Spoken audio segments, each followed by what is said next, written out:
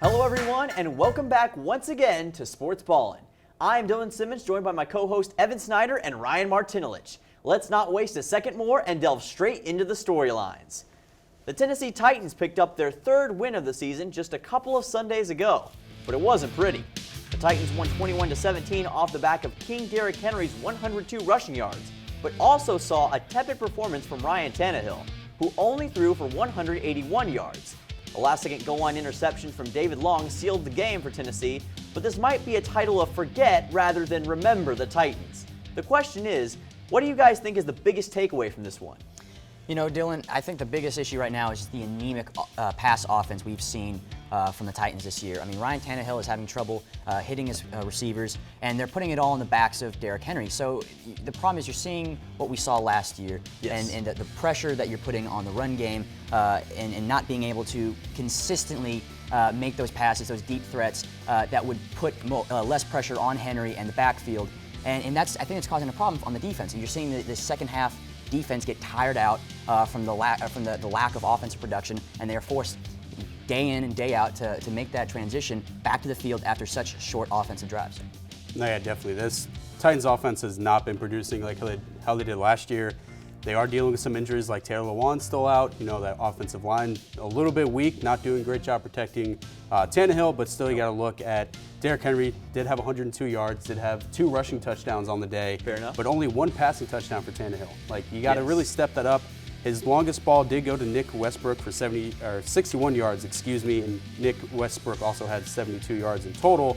But you got to also look at some Robert Woods. You also got to look at Dontrell Hilliard, who did catch a touchdown, but it was on the goal line to also step up a little bit more. Like you said, Ryan, these wide receivers definitely got to start stepping up. And also this Titan defense as well really got to step up. Allowed 405 total yards of offense. And really the only saving grace was David Long's interception towards the end and Carson Wentz fumbling 3 times. Yeah, I think I completely agree with that. And I also got to say this about the Titans. I think that this win was as ugly as Voldemort from Harry Potter. I mean, this was not a victory that the Titans should sleep well on. We're talking about a performance, Ryan Tannehill, not even 200 yards passing, and I don't think King Henry's cooking yet either. He's just got 102 yards. There's the stat line for Ryan Tannehill, guys. 15-25, 181 yards, and 1 touchdown.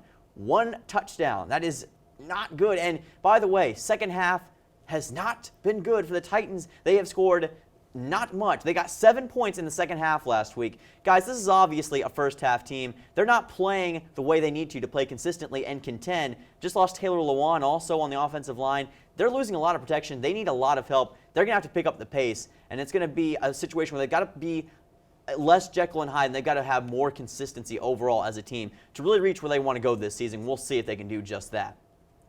Beale Street is rocking as the Memphis Grizzlies picked up a win against the Detroit Pistons in their final preseason game by a score of 126-111. For the Grizz, it's finally time to begin the regular season in what could be the most amount of hype in team history.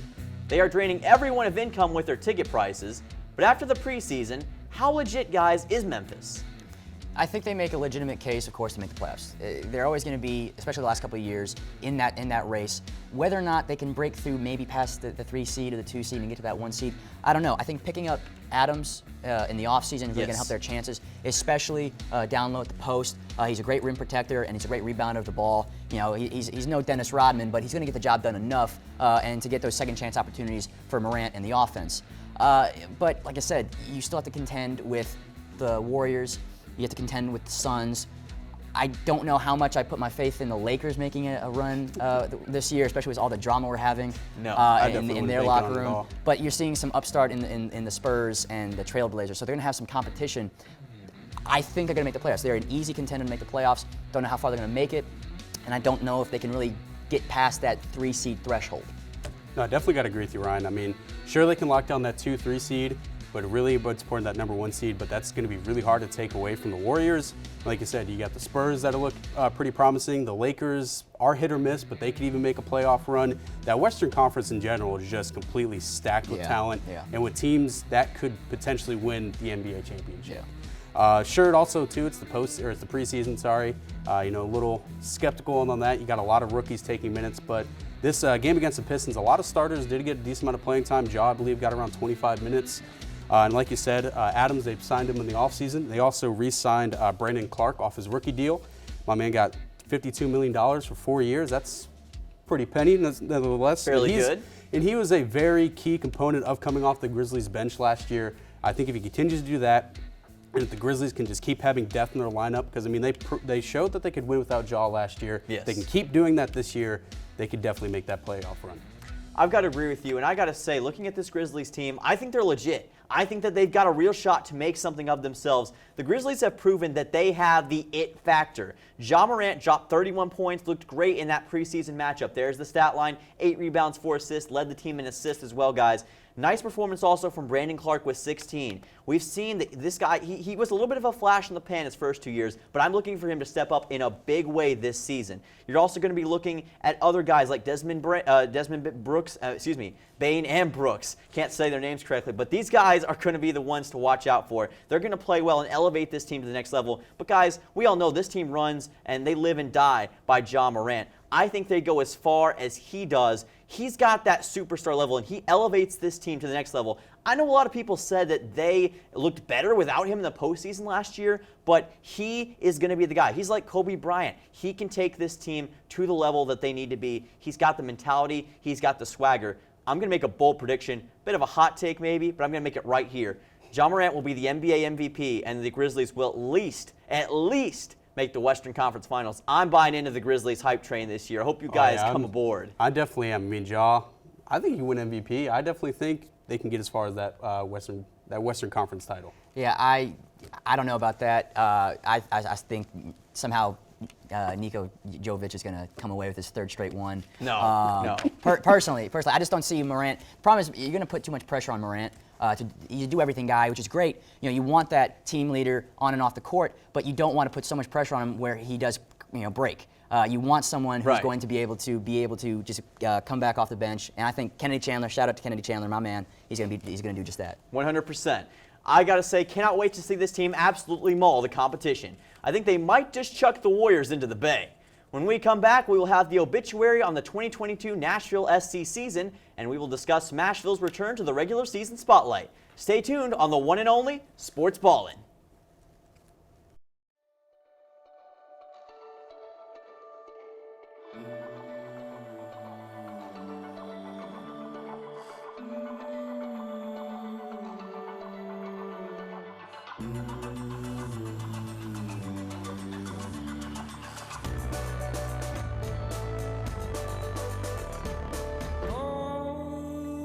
To pose, now shush. She makes the sound she makes to calm me down.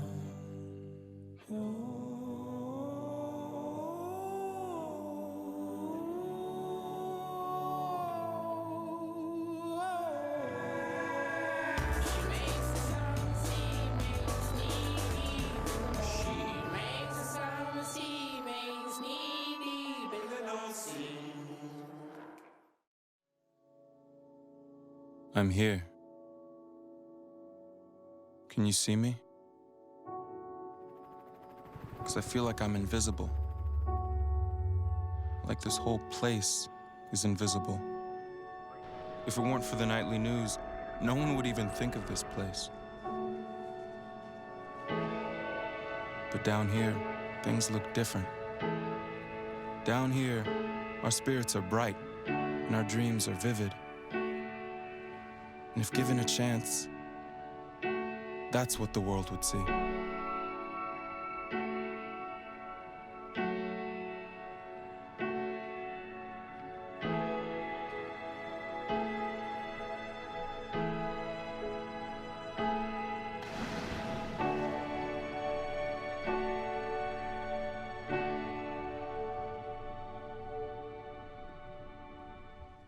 In the past 50 years, we've made a lot of progress in smoking prevention.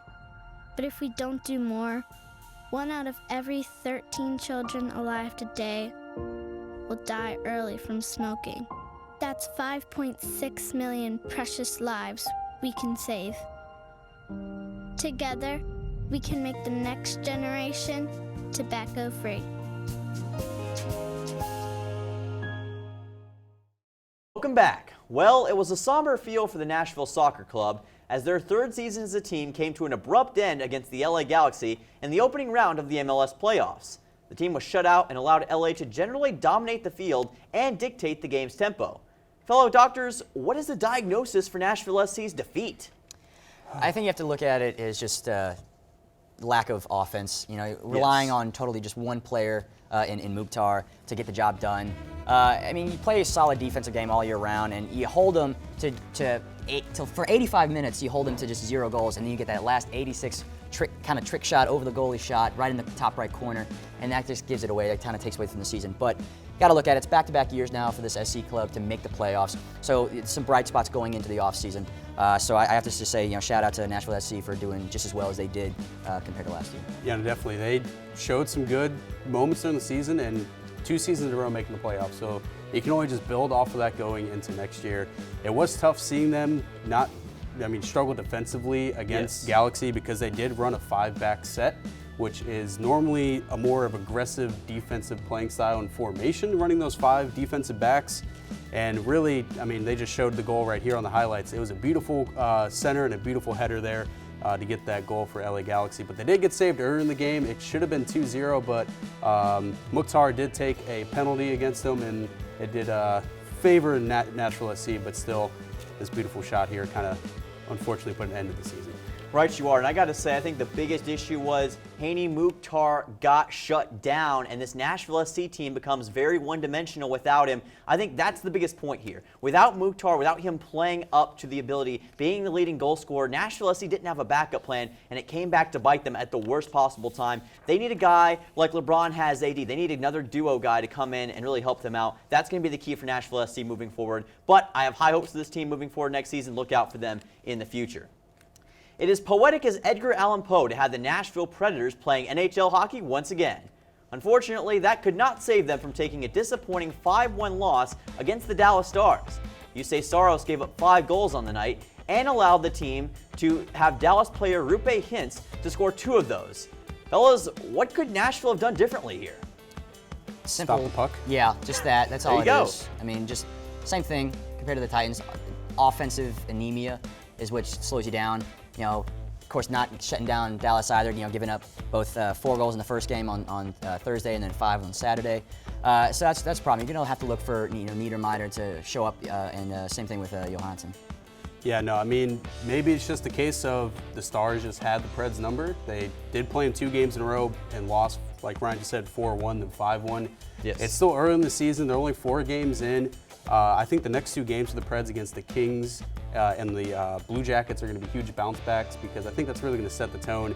And you got to look at last season. The offensive production for the Preds was not the greatest, and it's looking the same here at the beginning of the season. But again, it's still early in the season. Niedermeyer did have a really nice goal coming off the power play, and the Preds did look really solid on the power play. Yes. So if they keep that up and that power play unit can stay solid, and definitely get Forsberg, Johansson, all those guys more involved into the roster or more into the offense, the Preds can have a really better season. Yeah, I'm going to keep it short once again. I think that this was a bloodbath. The Stars absolutely dominated them. Look, like what I saw from goalie Jake Ottinger for the Stars, looked really good, had a big coming out party. I think they need to build more around Niederreiter. The guy already has several goals here, 4 goals actually already on the season. If they can build around him and get guys like Duchesne and Forsberg to score more, this team's going to be dangerous, but they've got a lot to work on. And I'll tell you what, there were no catfish being thrown Saturday night, just small minnows. Hope that they can get that ship righted against LA, guys. When we come back, we will have your water and maybe blood boiling with hot takes of the week. Stick around here on Sportsballin. When I was in foster care, I never knew when I would have to move. So I always had my suitcase ready to go. Then one day, I was adopted. My new parents opened their hearts and home to me. My parents cook my favorite breakfast for me every morning. My parents take me on trips I never thought I would go on. They gave me a home and an even better reason to use that suitcase. My parents aren't perfect, but they're perfect for me. Jordan knows he shouldn't eat this entire bowl of nachos, but tonight he's earned that right because a few hours ago in the middle of happy hour, he recognized a sign. Not from the gods or a bolt of lightning, but from a double heart, a kissy face, and a 4th ha in ha ha ha. That's when Jordan knew he was buzzed. So when it was time to go, he got a ride home instead of driving. Be a legend like Jordan. Recognize your buzzed warning signs and get a ride home. Buzz driving is drunk driving.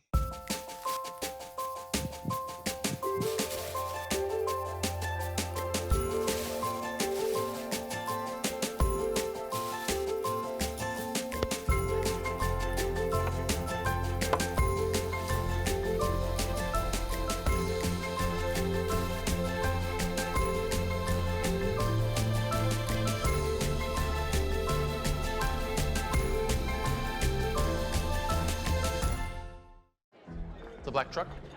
Hey, Christina from accounting. Yeah, hi. Hey, I used to date a girl named Christina. Oh, really? Yeah, and then she dumped me for my best friend. You want to see some photos of them that I took? I don't. I thought we talked about this, buddy. Buzz and overshared again? Yeah. Yeah. I'm gonna call a car. That's a smart idea. So yeah, I know, that's why I did it. Hey, you're gonna get back to the top of the mountain.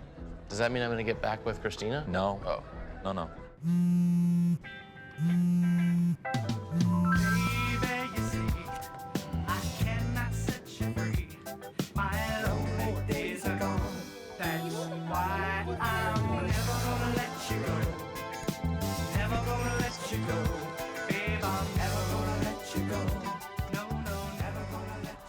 Here you go. Thank you. Thank you.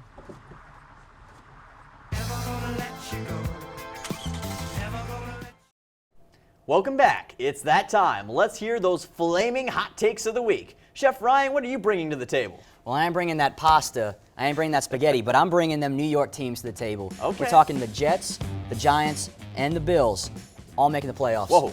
Yep. Ooh. Yes, sir. No, I'm liking this Jets defense with Breece Hall in the backfield with Zach Wilson. God bless. The Jets look amazing this year. That pasta's really hot right now. I'm kind of stumbling with my words New York here. style. New York style. The Giants look great with Daniel Jones at quarterback. Saquon Barkley is back in action. Brian Dable's got that team rolling. And same thing with the Bills. All right, they took care of business with that defense against the Chiefs. Josh Allen looking amazing that second half. I got to say, Bills win their division. Jets in the wild card. Giants, I think, are going to give a run for their money to the Eagles. See, this is where I kind of disagree. I see Danny Dimes and the Giants making the playoffs. I see the Bills making the playoffs, but the Jets, I couldn't even fathom them getting a wild card spot. Sure, they have Zach Wilson, they have Bryce Hall, Sauce Gardner's really starting to step up, is proven to show that he's one of the top corners in the game, and even going after that Rookie Defensive Player of the Year. I just think the Jets fall short. I just don't think that team is fully ready to make that playoff run yet. Even to go after a wild card spot, I just don't think it happens. You see, I'm going to take the opposite route of you. Actually, I'm going to say the Giants are the one who aren't going to make it. Just keeping in mind, this is my only critique. The only thing I'm going to say, they have, in all their games, had a one-score shot. They've only won by one score in all their games. Luck can turn really quickly, and I think it's going to turn on the Giants. But you know what, Evan, you've been waiting. You've been keeping me waiting and in suspense for the past few weeks. So just tell me, man, what is your hot take? What's the surprise? I have been waiting for this one. So my hot take is mainly about our man Dylan here. Okay. Our beloved host of Sportsballin. Okay. He did some commentary for ESPN Plus, doing some women's soccer commentating here at MTSU, and he's had some very interesting analogies that he used. My partner Dylan Simmons. How are you tonight, Dylan? Man, I'm doing awesome. It is Thomas Edison levels of electric in here. There was as much traffic there as there is a line when you're going into McDonald's to the drive-thru. You mentioned Caroline Manley. She's like Johnny Cash. She's been everywhere, man. She has been as hot in terms of her playing ability as a Carolina Reaper. What both these teams understand, the clock's not your friend right now. It's your enemy. You're trying to make sure that you're the watchmaker. You control the clock. What MTSU is feeling right now, they're feeling sauna-level pressure from this North Texas offense. As a former soccer player myself in middle school, Anderson, she's been doing as much spinning as the solar system. She has been playing so well that they've been as cold as a freezer in Antarctica with their ability. Continue to stress this MTSU defense like a high school student trying to study for the ACT. Looking at the Mean Green right now, they've got more firepower than a caldera in a volcano. They are absolutely stacked right now.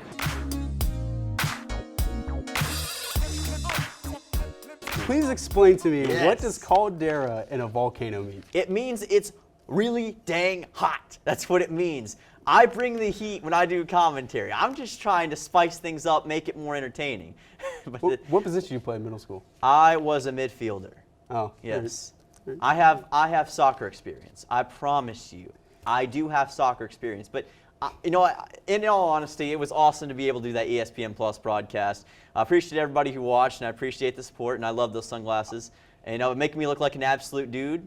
I will also say I've been Thomas Edison levels of electric, Yes. waiting for me to do this. You play that video and do this hot take. I've been He stole waiting those a couple ideas from weeks for Tesla. it. You know, he stole those ideas from Tesla. I mean, Oh, no. sure he So- did, but I mean, you Well, know, Just saying. That's a hot take for another still day. high electricity around here, you know. True. All right, let's go in. I'm going to give my hot take for the week now. Thursday Night Football, guys, it needs to be canceled, completely canceled for good. I'm going to bring Skip Bayless levels of aggression on this one. Bring the heat. I mean, look at these highlights. I mean, let's just, oh my goodness, Russell Wilson. I know a few Broncos fans. There's one who's actually behind the camera right now. He's probably not liking what I'm about to say, but I mean, look at these fans. Do you really think that they want to see this? I mean, just unbelievable. And I'm going to get into some specific points here. The quality of play is at an all-time low to where even the XFL 2000 would be better than what we're seeing on the field right now. These fans don't want to watch. The game isn't even over yet, and they're already going towards the exit. I mean, that Broncos-Colts game set the league back 25 years. Bears-Commanders wasn't much better. The last two Thursday Night Football games have had 2 touchdowns total. I mean, what are we doing here in Thursday Night Football? It doesn't help that they've got Al Michaels out there, a legendary play-by-play guy who deserves all the credit in the world, and he sounds like he's done. They can't get a consistent network. People don't want to watch on a school night, on a work night. Thursday Night Football needs to get the axe. It needs to go. What do you guys think? Here's the problem with Thursday Night Football so far. It has been dumpster fires. Yes. And I mean, Yeah. dumpster fire football games. And I just think it's Yes. the fact Pat McAfee, the great Pat McAfee, Yes, the yes. best punter of all of NFL history, said this. It's like the NFL is just giving them little like test games, to see how Amazon will handle them, and then eventually, work up into those big boy games like Bills, Chiefs, right. some of those games. I just think the last 2 games that Amazon have gotten, they just haven't just been good games. Like it was 9-9 going with 3 seconds left in the fourth quarter. Yes. Like, that doesn't happen a lot, and I just think NFL just haven't given Amazon the opportunity yet to show themselves what they can do at prime time. It's like they just say, give whatever game. It's like they put a moldy piece of bread and said, here's your football game. I mean, it's kind of exactly what Yeah, they're what doing, do you but- think, Ryan? I think, first off, I think the issue, of course, is where do you move it? Do you just axe it completely, say forget about it, and just play all the games on Sunday and Monday? What Yes. kind of network is going to take it up again? I can't say it's Prime's fault, but I tell you, their marketing department is surely shooting themselves with those football promos. That promo was the ugliest thing I've ever seen with that football. I think they just cursed themselves right there Hey, that using was pretty cool football, though. Yeah, but True it that, made true that. absolutely no sense. Cool football. That aerodynamically made absolutely no sense, and I think it was just an atrocity to look What at. do you mean? It makes you throw the ball harder. It does not. But It does not. literally It looked like a does, hot though. dog. It looked like just a leather-skinned hot dog. That's all it looked like. Leather-skinned hot dog. A leather-skinned Oh, hot my dog. goodness. Honestly, though, personally, I do kind of enjoy the Thursday night games because it gives me a little football action to watch while I do schoolwork, while I do other things as well. I'd love to see the Falcons on there, but maybe that wouldn't work out too well for the Falcons, even though our season is awful at the moment. But I think you don't axe it completely. I think you keep letting Amazon do it. You keep those games on Thursday night. I mean, sure, the players are not really too happy about having a short notice week after playing a game on Sunday and then having basically a 4-day turnaround of playing a game on Thursday. Not really a lot of recovery time going on, but I think fans still do kind of enjoy those Thursday night games. Sure, it's on a work night, it's on a school night, stuff like that, but fans still enjoy those Thursday night games. Absolutely, they do. But I think it's just time to give it the axe. It's not worth it anymore. I think that they can feel the heat from their houses at home, guys. When we come back, it's time to cover the spread like you're in Vegas because we have the picks for the week. We'll be right back on Sportsballin. America. Welcome home the brave. The brave men and women who serve their country are coming home. Home to their cities and towns.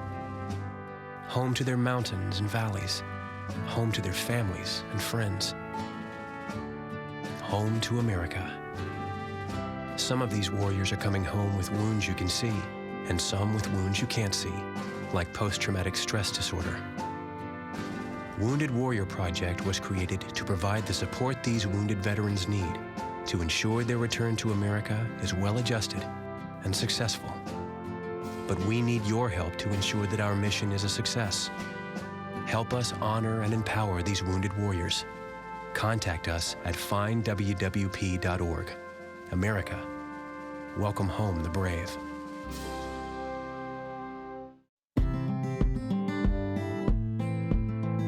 You can't buy a best friend. You can love them, pet them, care for them, whether they want you to or not. You can take a picture or 50.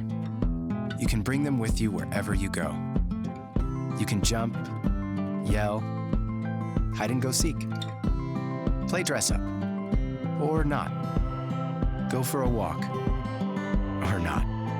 You can fly to the moon, travel the world, or just stay in bed.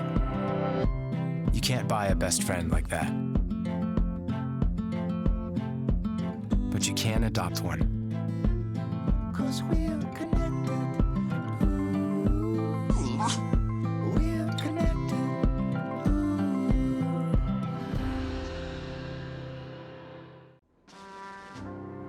From Iraq and Afghanistan, our brave warriors are coming home, wounded.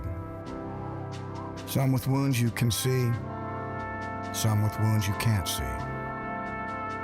Wounded Warrior Project was created to support our men and women coming off the battlefield. Please help carry these warriors the rest of the way home. Get involved at woundedwarriorproject.org. Welcome back to Sportsballin. It is time for our picks of the week. First up, we've got the LA Kings going on the road to take on the Nashville Predators Tuesday at 8:30. Ryan, what do you think? You know, I think offensively, the Predators got to figure it out. Yes. They cannot let the Kings come in and score, 4 or 5 goals on them and once again only put up 1. So they got to find some kind of offensive efficiency in the Kings attack zone and light it up. So I'm looking for Forsberg, Johansson, Niederreiter to step it up and try to put it on.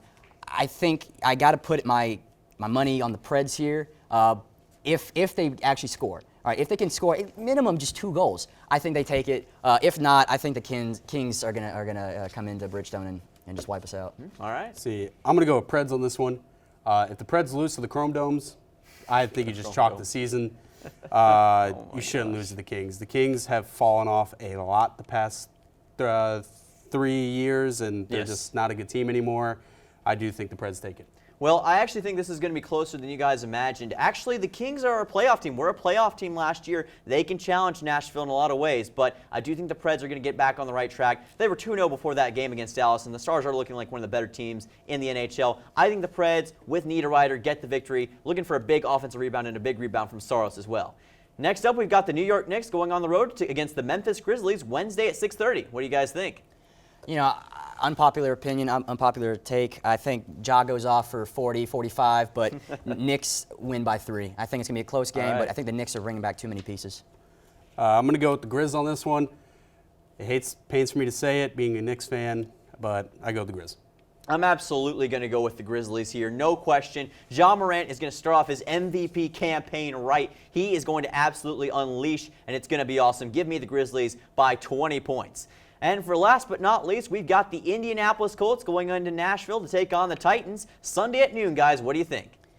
I want to believe in the Titans, but I got to give it to the Colts. I think Matt Ryan's going to throw 400 yards, and that second half defense locks down. What do you think? I'm going Titans because no way they lose to Matty Ice. Give me Tennessee begrudgingly.